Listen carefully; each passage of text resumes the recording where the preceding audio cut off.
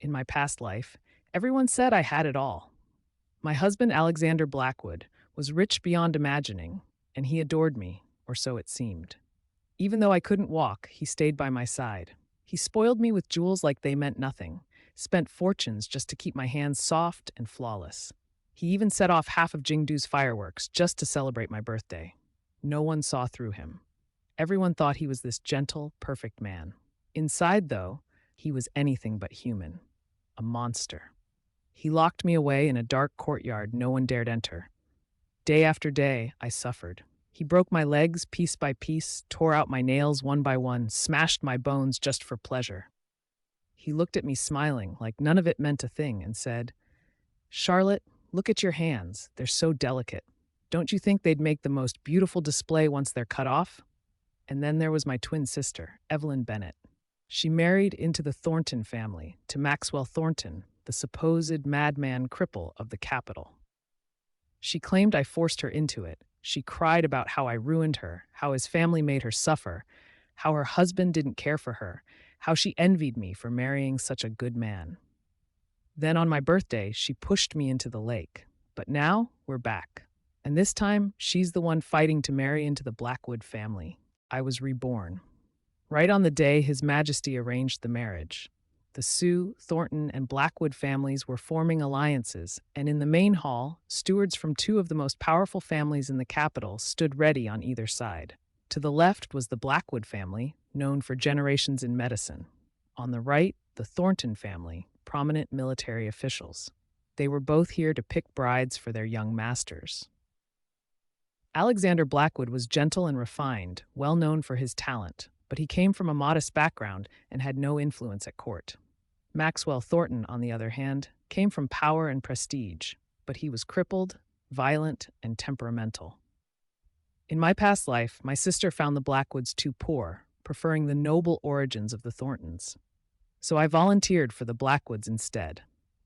She married into the Thornton family and was soon ground down by her mother-in-law, barely recognizable from all the suffering. Maxwell's temper was volatile. He either beat her or locked her away. When I saw her again after years, she was skinny to the bone, muttering nonsense, clearly not well. She hated me, blamed me, said I stole her chance at happiness, and pushed her into that fiery pit. On my birthday, she killed me with her own hands. But now I had a second chance. Before I could even react, Evelyn blurted out, "I'll do it. I want to marry into the Blackwood family. Please, let it be me." All eyes turned to me, Evelyn included. She glanced over, her face a twisted mix of smugness and fake pity. Looking at her face, so similar to mine, I just found it so ironic. She got reborn too. Fine. Let her enjoy the nightmare that is Alexander Blackwood. I slowly lifted my head, locking eyes with the sharp gaze of the Thornton steward. "I'm Charlotte Bennett. I choose to marry into the Thornton family to serve the heir." To me, anywhere away from Alexander Blackwood was paradise. This time, I was going to live whole. The steward stayed quiet for a moment, then gave a firm nod. "So be it. Miss Charlotte, the Thornton bridal escort, will arrive in 3 days." His voice was low and steady, leaving no room for doubt. It was settled. Evelyn spoke up excitedly. "Thank you, sister. Your once-in-a-lifetime match is mine now. This time, you're the one headed for the madhouse in the Thornton estate." 3 days later, the modest wedding sedan from the Thorntons stopped right outside the Bennett residence. No blaring swana, no extravagant procession, just a plain blue sedan chair and a handful of stone-faced servants. Honestly, even a concubine's welcoming would have been grander. Everyone in the Bennett household watched me with mixed feelings, some pity, mostly gloating. Evelyn stood not far away. Dressed in festive red, the corners of her lips curled in a smug little smile she didn't even bother hiding. I knew she was waiting to see me break down, waiting to see me in despair. Too bad for her. She was going to be disappointed. There was no formal ceremony, no traditional rites. Amama simply led me straight into a courtyard called Kind Grace Hall. At the head seat sat a woman in her early 40s. She was well-maintained, with gentle features, dressed in a deep purple robe embroidered with gold threaded peony patterns. A shiny jade bracelet hung from her wrist. She was Mrs. Thornton, the matriarch of the family. "So this is the second daughter of the Bennett family? Quite the pretty girl?" she said warmly, though her tone lacked real warmth. I bowed as etiquette demanded, speaking softly. Charlotte greets, madam. My posture was humble, every move measured and cautious, voice kept light, as if I was a little intimidated on purpose. We're family now, no need to be so tense. Mrs. Thornton gestured for me to rise, her tone remaining calm. Maxwell's, well, his temperament isn't easy, and his health, sigh. You'll have a tough time, I'm afraid. Even though Maxwell isn't my own blood, I've raised him since he was little. I only want the best for him. Here, take this bracelet. It was a high-grade imperial green jade bracelet. I lowered my gaze, curled my fingers slightly, pretending to be nervous. Thank you, madam. It's my honor to serve him. Seemed my behavior pleased her. Her smile grew a bit deeper. Good girl? That's the right attitude. Settle in. If you need anything, just tell the servants, she said with a casual wave, like she was brushing away something trivial. I was then led out of Kind Grace Hall and taken to Maxwell Thornton's place, Bamboo Whisper Courtyard. The deeper we walked, the more desolate it got. The moment the door opened, I was hit by the strong scent of medicine. The courtyard was overgrown with weeds. A man slouched against the window in a large wheelchair, wrapped in thick blankets that almost swallowed him up. Only his face and hands were visible. His face was bloodless, lips cracked, a faint shadow of beard on his jaw. So this was the infamous crippled and violent heir of the Thorntons, gaunt, lifeless, looking more dead than alive. He slowly turned his head at the sound. His eyes were frigid, full of disgust and impatience. Get out! His voice was raspy and unpleasant, just as aggressive as the look in his eyes. This man was my husband. In my previous life, I'd heard he died of illness, and not a peaceful death at that. But now, seeing him like this, I didn't feel scared. Oddly, I felt calm. At least his anger was real. His pain was real. Not like Alexander Blackwood, so fake it made my skin crawl.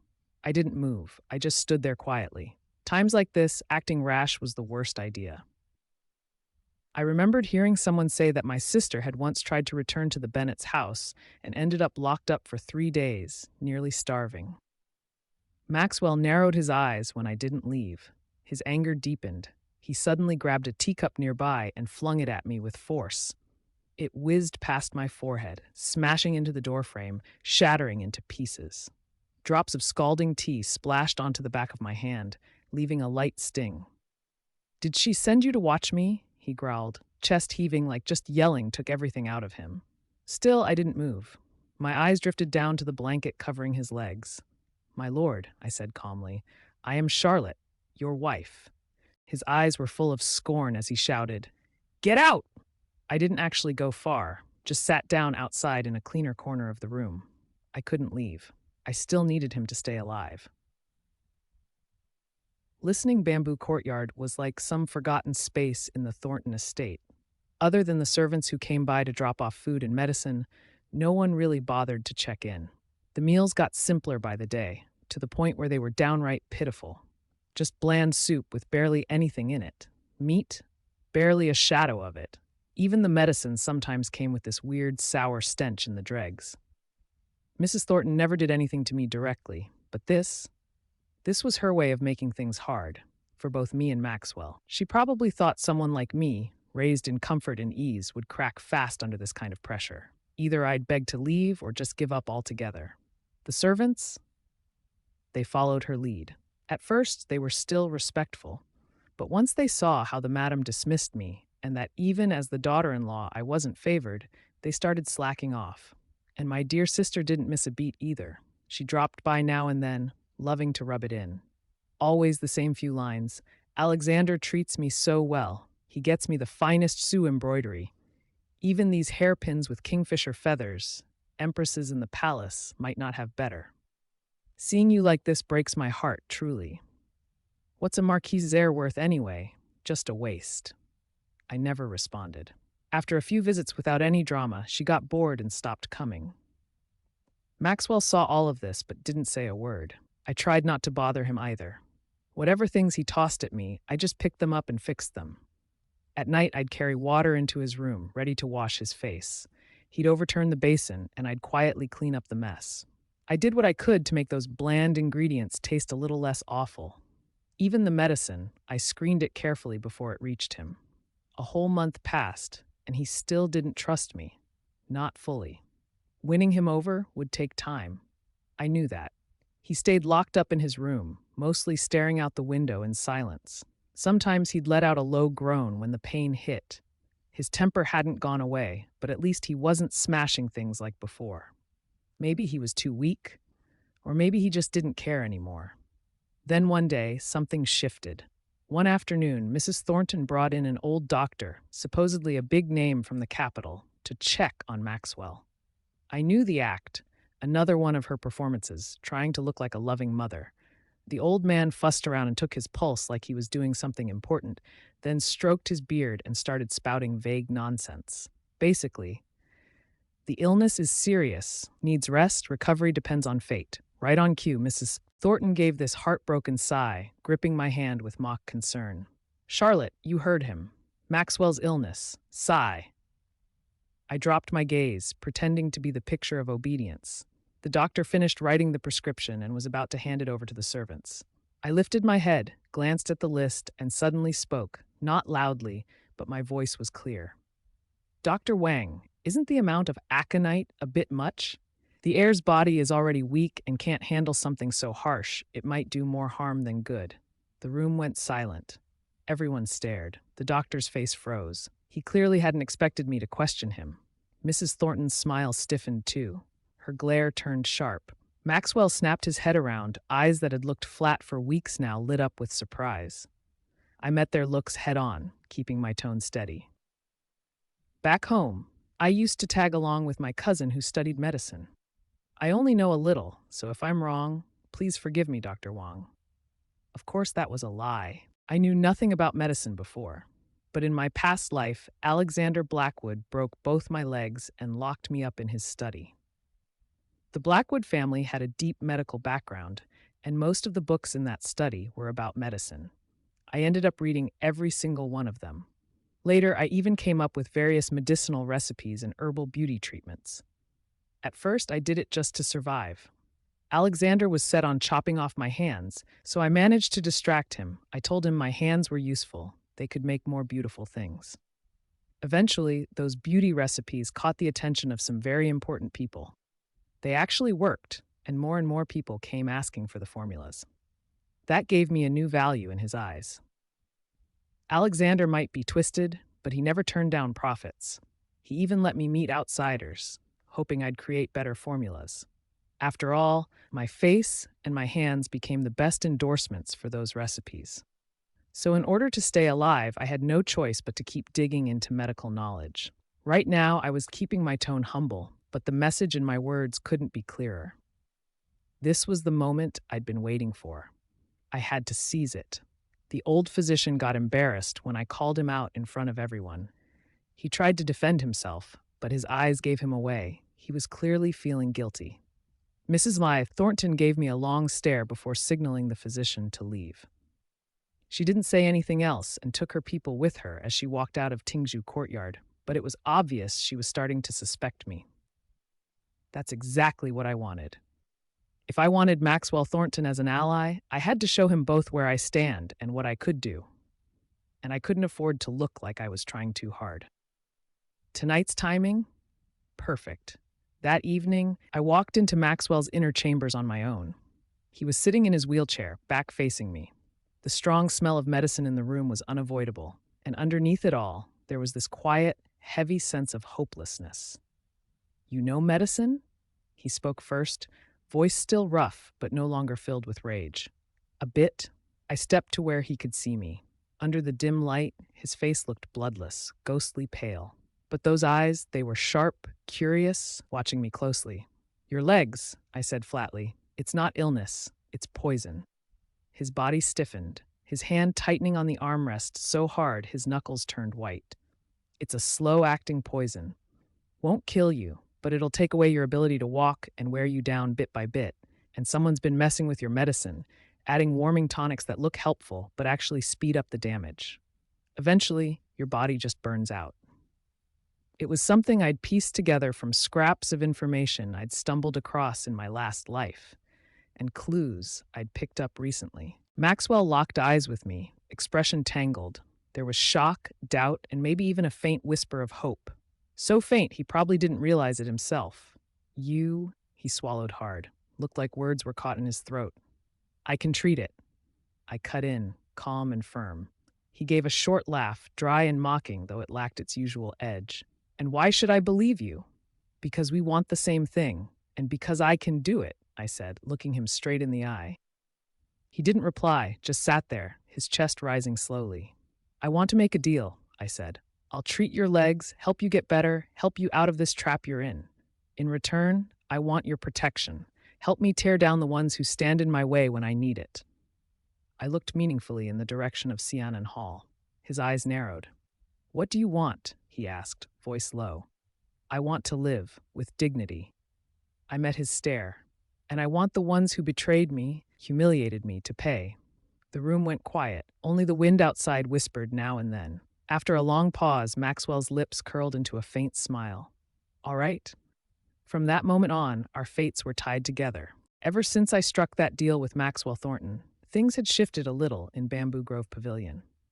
In front of Mrs. Thornton, I was still the same timid, nervous second Miss Bennet. Whatever gifts she sent over, I accepted them without complaint, acting awfully grateful. Whenever she summoned me, I showed up with lowered eyes and a scared, stiff look on my face. I even messed up my hair on purpose, dabbed some ash under my eyes to look pale and sickly. Apparently it worked. She looked more and more disgusted with me, like I was some bug she could squash at any time. And that contempt? That's exactly what I needed to stay under her radar. Using the excuse of managing the heir's meals, I started to pick through the food that came in. Claiming Maxwell was frail and needed moxibustion to keep the cold out, I asked the house for herbs and charcoal. Along with some borderline useless herbs from Mrs. Thornton's rewards, I quietly brewed up a new formula. Maxwell did his part well. To everyone else, he was still the same moody, temper-prone heir who might smash something out of the blue. When the old maid came by to check in, he'd straight up yell at me, even threaten me with the medicine bowl. But I'd catch the flicker in his eyes as it passed by me. Quick, meaningful. I'd flinch just right, eyes rimmed red, looking like I was about to cry. Once the doors shut and the visitors left, Bamboo Grove Pavilion was ours. I'd needle his legs, burn the moxa over the numbed acupuncture points. It hurt like hell. He'd sweat buckets, white as a sheet. His lips would bleed from how hard he bit them, but he'd never make a sound. I'd rub in the ointment I made, smelled awful, but it got the blood flowing again. How's it feel? I asked in a low voice. His eyes stayed shut. A long pause. It itches. That strange itchy tingle, deep and creeping up from the bone, that meant something was waking up. The nerves. That was a good sign. Maxwell started talking more, smiling now and then. Something between us had shifted, but it didn't last long. Secrets don't stay buried forever. His complexion was clearly improving. He didn't look half as lifeless as before. Still in the wheelchair, yes, but the gloom around him thinned out and his eyes started to get that sharp look again. The old maid from Mrs. That Thornton grew suspicious. The way she stared at his face, then glanced at me. Yeah, trouble was coming. One day, the soup that arrived looked darker than usual, and there was this faint metallic sweetness to it. I tested it with a silver hairpin. It darkened instantly. My hands shook as I held the bowl. A cold chill crept through me. Looks like she'd finally decided to go all the way. I dumped the poisoned soup and swapped in the one I made. From the bed, Maxwell watched me move around, eyes deep and unreadable. She's done waiting, his voice scratchy. I know. A few nights later, a sudden wind kicked up. Just as I was about to sleep, I heard a soft crack, like a roof tile breaking. Then that thick, acrid smell came drifting through the window slit. My heart dropped. I held my breath, rushed to Maxwell's bedside. He'd noticed it too, trying to sit up. Don't move, I hissed, grabbing a wet cloth and clamping it over his nose and mouth. Outside, the sound of footsteps, low, deliberate. Move fast. Take both of them out, then torch the place. No evidence left behind. Mrs. Thornton had actually sent assassins. But me, a barely capable woman, and Maxwell, still seriously ill, what could we possibly do? Were we really going to die here tonight? I glanced around, grabbed the candlestick from the table, and quickly took cover behind the door. Maxwell Thornton caught my wrist. His hand was cold but alarmingly strong, and in his eyes there was a controlled rage that sent a chill down my spine. Someone was trying to pry open the window. A hand reached in, fumbling for the latch on the door. Then suddenly, a sharp yell echoed outside, followed by a couple of heavy thuds. And then, silence. A moment later, a low voice came from beyond the door. "My lord, forgive the delay." One of Maxwell's men? I looked over at him, and a flicker of understanding passed through his eyes. He gave me a slight nod. For now, the danger had passed, but my back was soaked with cold sweat. Thank God he'd made preparations. He wasn't anyone's victim, after all. The assassination may have failed, but the rumors didn't stop.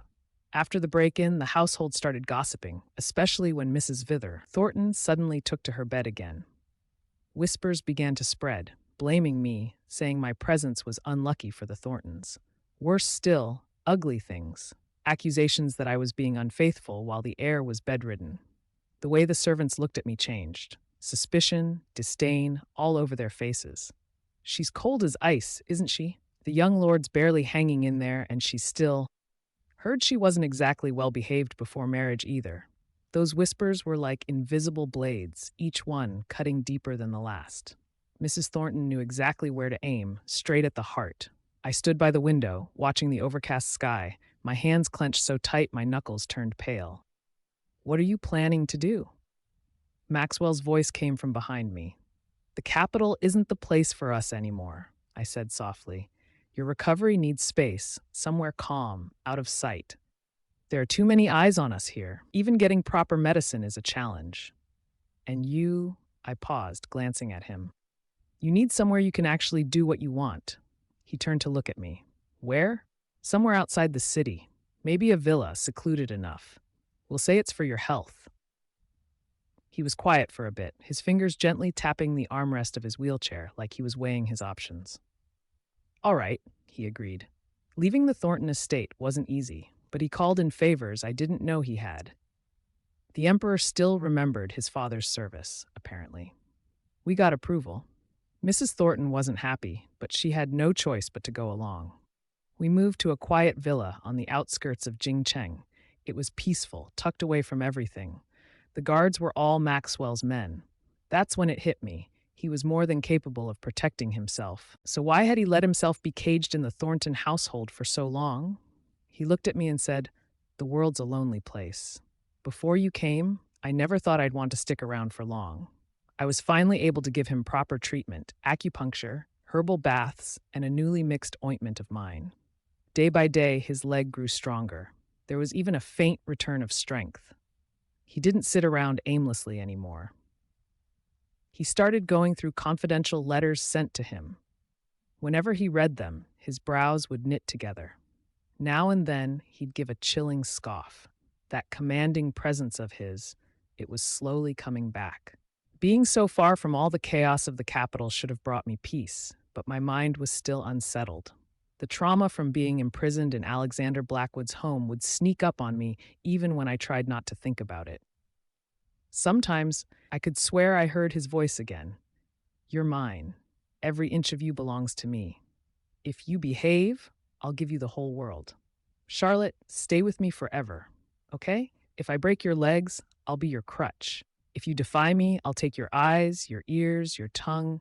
That way, only I'll be left for you. When your hands are pretty enough, I'll cut them off and turn them into a display. That way, they'll stay beautiful forever." Sometimes, those memories would yank me out of sleep, drenched in cold sweat, heart racing as I imagined his footsteps nearing. I kept forcing myself to calm down, reminding myself again and again, this life is different.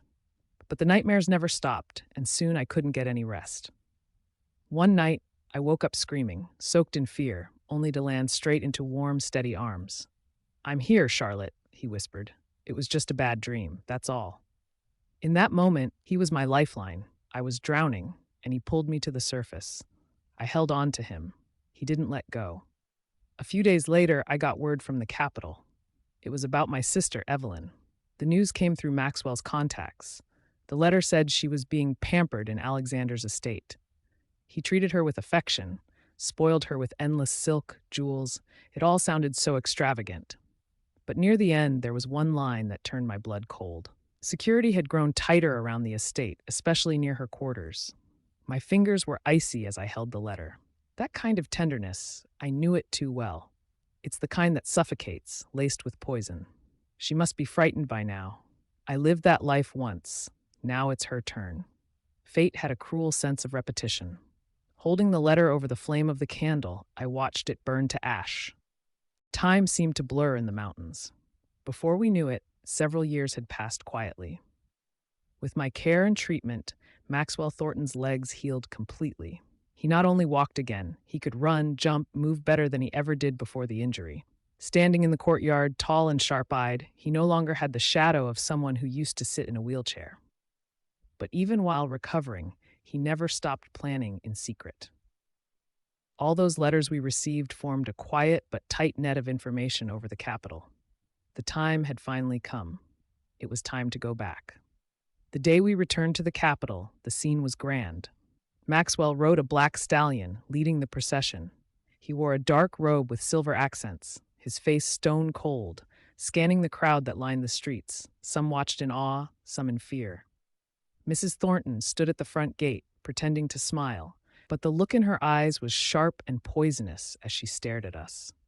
She probably couldn't wrap her head around how someone she thought was a cripple had not only survived, but come back even stronger.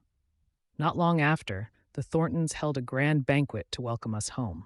Pretty much everyone who mattered in the capital showed up. Lights, laughter, clinking cups, it all looked festive on the surface. Mrs. Thornton sat at the head seat, dressed in a richly embroidered gown that marked her as the lady of the house. She tried her best to wear a warm smile, but deep down, you could see how uneasy she was. Once the wine had gone around a few times, Maxwell gently set his cup down. His voice wasn't loud, but it cut clean through the noise and reached every corner of the hall. "Today isn't just to celebrate our return," he said. "I also have something to answer for, both to everyone here and to the ancestors of the Thornton family." Every pair of eyes turned to him in an instant. Mrs. Thornton's hand shook just slightly. "Mother?" Maxwell looked toward her, calm as ever, but his words weighed a ton. "Was Father's death really due to illness?" Her face turned pale as snow. "Maxwell, what nonsense are you talking about?" she snapped, trying to sound firm but clearly rattled. "Oh, you think I'm making things up?" Maxwell let out a low, cold laugh, then clapped his hands. A group of people were brought in. There were servants who'd once handled the old Lord Thornton's meals, a spy from the medical hall, someone I'd caught and flipped, even an assassin we had captured. We also presented a wooden token engraved with the word Anne, and a bundle of physical evidence left behind by the old maid who, though poisoned, had barely survived. All these years, Mother's done quite a bit to push Thornton Jr. ahead, hasn't she? First, you used slow-acting poison to kill Father, then you came for me, your own stepson, poisoning me till I couldn't even walk, just so I'd waste away in that courtyard without a sound. You didn't stop there. Even Charlotte wasn't spared. Drug tea, strange incense, assassins, you really tried everything. Maxwell Thornton didn't raise his voice, but each word hit hard, cutting right through the fake kindness on Mrs. Thornton's face and laying bare the malice underneath. Piece by piece, the evidence came out. Witnesses, documents, items, everything was clear. Mrs. Thornton went from stunned to furious, then completely panicked. She shot to her feet, pointed at me, shrieking, "It's you! You wretched little thing! You set me up!" "Me?" I stood up too, looking her straight in the eyes. "Are you saying I poisoned you? That I hired those killers? Or maybe I'm the one who murdered the old Marquise?" I gently placed a green jade bracelet on the table, the one she gifted me so kindly back in those days. "This bracelet is beautiful, isn't it? Too bad it's laced with a type of poison that releases slowly over time. Wear it all day like I did? Even a god couldn't save you." Was that also my doing? The moment her eyes landed on the bracelet, she looked like she'd seen a ghost. Her pupils shrank, her face turned pale, her whole body trembled. "I gave everything to this family. I lost my child, lost the chance to ever have one again. For what? He never cared, never once pitied me. All he thought about was bringing you and that woman back into this house. Ha! You and your mother, you're both whores, worthless little whores." She snapped completely, screaming, laughing, raving, throwing herself around. But it was over. There's no place for someone so cruel in the Thornton family. All the evidence? Send it to the Ministry of Justice. Guards arrived quickly. In front of all the stunned guests, they dragged her away. Even as she was being taken, she glared at me like she'd burn a hole through me, spitting curses the whole way. And with that, Maxwell officially became the Marquise of Thornton. I, his wife, took my place as the lady of the house. He gave me everything: money, land, even taught me to ride and shoot. Said he knew I'd do just fine on my own, but if he could help me live even better, he wanted that. Before he kissed me, he'd always ask softly, "Can I?" So I wrapped my arms around his neck, held him close, kissed him back, and told him, "I'm your wife." At the banquet, in the Marquise Thornton's residence, the hall buzzed with guests, drinks flowing freely. I held a wine cup, giving polite smiles as I exchanged pleasantries with those offering congratulations. Out the corner of my eye, I caught a glimpse of someone both familiar and strange. It was Evelyn, my dear elder sister. She walked unsteadily behind Alexander Blackwood, held up by his arm, as if drained of all strength. She wore a pale pink gown, the fabric expensive, but it hung awkwardly on her, like a child wearing her mother's clothes. Her face was sallow, dark circles under her eyes, and her gaze never met anyone's. She looked nothing like the woman I used to know. By contrast, Alexander looked perfectly presentable, dressed in a finely tailored robe, his features refined, a calm smile resting on his lips. Our eyes locked for a fleeting second. In hers, I saw a cocktail of shock, envy, and faintly, fear.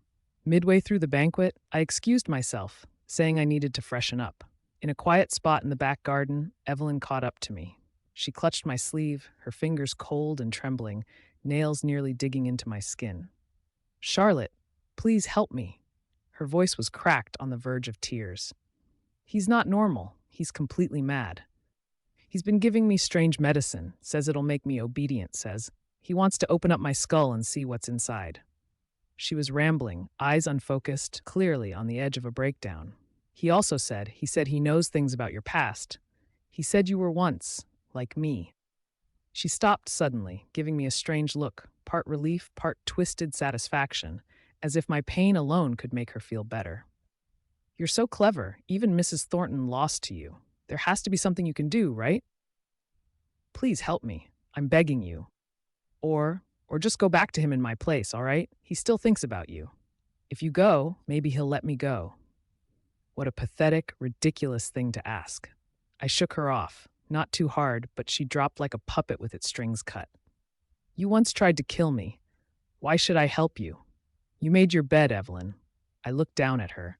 "Your misery is yours to bear. My path was carved out with my own blood.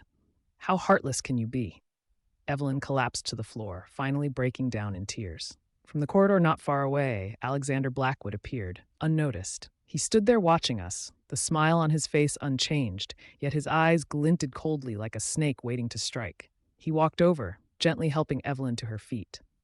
"Evelyn, why are you crying?" he asked softly, a warm, indulgent tone that didn't match the tension in the air. "Did I upset you somehow?" Evelyn flinched, not daring to meet his eyes. Her whole body trembled. She looked so terrified, just like I used to be back then. Alexander led her away, but not before turning to look at me, long and deep. That look sent a chill straight through me. A few days later, a package arrived at the bamboo courtyard. Inside was a woman's hand. I nearly dropped right there from the shock. There was a letter, too, written by Alexander. His handwriting was wild, ink nearly tearing through the paper, every word laced with disturbing excitement. He wrote that the moment he saw me, everything came flooding back. He said he'd been reborn too. Said he'd avenged me in our past life, killed my sister, then went off searching for me. He'd been looking for me ever since. He was convinced I still had feelings for him, that we were meant to be. He was determined to finish what we had started. He even kindly described Evelyn's current suffering in detail, his words soaked in pride and threat. The letter seemed to carry Evelyn's despairing tears and his disgusting, ragged breath. My fingers turned white as I gripped the page. This lunatic. Did he really think I was still that same Charlotte Bennett from before? The one who let him pull the strings? Maxwell Thornton appeared behind me at some point. He took the letter from my hand, scanned it quickly, and his expression darkened. A sharp, dangerous edge flashed in his eyes. "What are you planning to do?" he asked. "He wants to see me, doesn't he?" I said with a cold smile. "Let him come. He's arrogant and twisted, convinced I still love him. There's no way he won't take the bait. I'm going to make him pay. For everything, then and now." Maxwell and I talked it through in detail. We picked an abandoned royal estate on the outskirts of the capital as the place. The grounds were overgrown, the walls crumbling, moonlight casting a ghostly glow, perfect for burying the past and everything that came with it. Using the veiled hints in Alexander's letter, I wrote back, brief, ambiguous, but just clear enough for him to follow. The weeds out by the abandoned villa on the outskirts had grown taller than a man.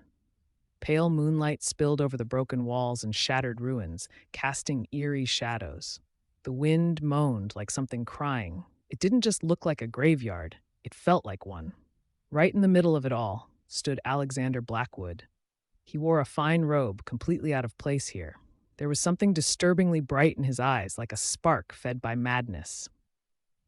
"Charlotte, I knew you'd come," he said softly, like we were old lovers meeting again, not enemies. "I knew it. You still care about me deep down." He held out a hand, reaching for me, long fingers, elegant, but they reminded me of a snake's tongue, cold and poisonous. I stepped aside. He didn't get angry. He just smiled. That smile was twisted, full of delusion and obsession.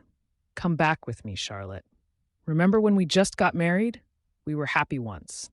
But the more I loved you, the more I lost control. You understand me, don't you? I wasn't always like this. It's the things I went through as a kid. They broke me. No one ever loved me except you. After we married, I felt warmth for the first time. You're the only one who matters to me. Really, if you left too, I'd lose it completely. This time, I won't let anyone take you away." He led me deeper into the villa. There was a side room, relatively intact, but the door was padlocked. He pulled out a key and opened it. A wave of rot and despair hit me straight in the face. I wanted to throw up. In the middle of the room was a large iron cage. Inside, curled up like a dying animal, was Evelyn. Her hands were gone, legs shattered. She was in rags, half starved to death. Her eyes were lifeless pits. She heard noise and slowly lifted her head. When she saw me, her pupils shrank, but then her eyes dulled again, empty and numb. Alexander watched me take it all in like he was proud of himself. He smiled, showing off his masterpiece. "Look how well-behaved your sister is now. She used to talk back, always pushed my buttons. But you, Charlotte, you're different. You belong with me." He leaned in close, his breath hot, his eyes wild with obsession. "Come with me. Let's start over, like before." Before, that life had gutted me, left nothing behind but ashes. And he had the audacity to say that? I pushed down the nausea rising in me, forced myself to look soft. I blinked, tried to summon tears, and whispered with shaking breath, "Alex, I raised my hand, like I was reaching out to touch his face. This was both a plea and a signal. Just as my fingers were about to brush against his, I moved them, barely. "Do it." Maxwell's voice cracked through the night, low and tense. In an instant, figures burst from the shadows. Blades gleamed under the moonlight as the chill of impending violence rushed in. All the softness on Alexander's face vanished. For a breath, his expression froze, shocked beyond words, then twisted into something wild, something furious. "You tricked me?" He got it. It had all been a setup. The soldiers were closing in now. There was no way out for him, and he knew it. He turned to me sharply, eyes no longer filled with longing but with cold, crazed fury. And then he smiled. It was gentle. It was cruel. "Charlotte, I told you, you're mine, only mine. If I die, you're still mine." He spoke those 3 words, "I love you," soft as a whisper. Then he moved, fast like lightning. He didn't aim for me, not the soldiers either. Instead, he spun and drove a hidden dagger straight into Evelyn's chest inside the cage. No hesitation, just pure, deliberate revenge. Blood soaked through her tattered dress nearly instantly. She stared down at the blade in disbelief, then slowly lifted her eyes to me. What I saw there was complicated, part release, part regret, maybe even a trace of blame she couldn't put into words. Then she collapsed, just like that. Gone. Alexander started laughing. "Charlotte, you'll never be free of me." The answer came in cold steel. Sword after sword cut through the air. His laughter froze. Then he fell, heavy and silent, his eyes wide open in death. It was over. The air hung thick with the stench of blood. Maxwell came to me, draping his cloak gently over my shoulders. His hands were steady and warm, their touch grounding. It's done now. I looked down at the lifeless bodies, Evelyn in the cage. The nightmare of a past life and the torment of this one, they'd finally come to an end. Alexander was gone, so was Evelyn. And with their deaths, the darkness that clung to me began to fade. Maxwell clasped my hand. His eyes met mine, solid, kind. From now on, I'm here. He wasn't the broken man in the chair anymore. He stood tall, the true master of Thornton Manor, a figure of real power. No one could look down on him again. We had leaned on each other in the darkest night.